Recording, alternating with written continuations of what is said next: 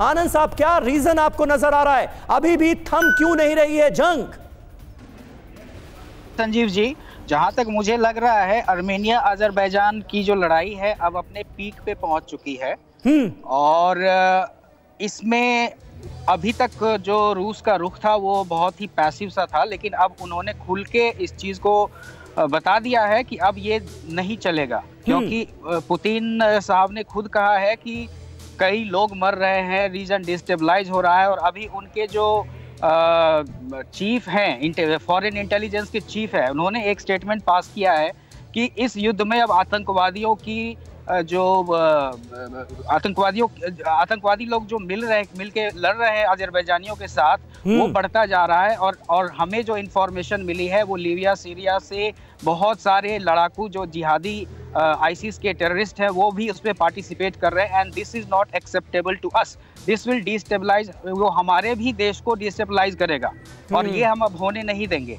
आज अजरबैजान, उन्होंने अजरबैजान से भी बात की है और आज अजरबैजान के जो फॉरेन मिनिस्टर हैं वो जेनेवा में अपनी मीटिंग नेगोशिएट कर रहे हैं इस मामले में।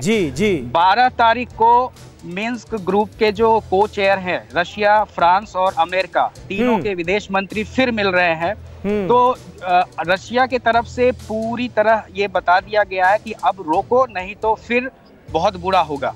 तो मुझे लग रहा है कि दोनों पार्टी, अजरबैजान और आर्मेनिया, इस बात को समझ रही है। तो मेरे ख्याल से 3-4 दिन के अंदर इस युद्ध का विराम हो सकता है।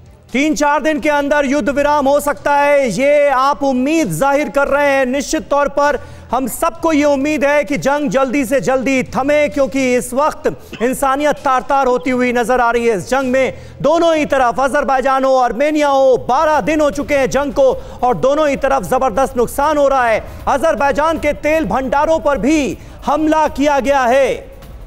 तेल भंडारों पर आर्मेनिया ने बरसाए हैं बम। अजरबैजान के कई तेल भंडार तबाह हो बर्बाद हो गए हैं। तेल भंडारों पर अटैक से अजरबैजान को भारी नुकसान हुआ है।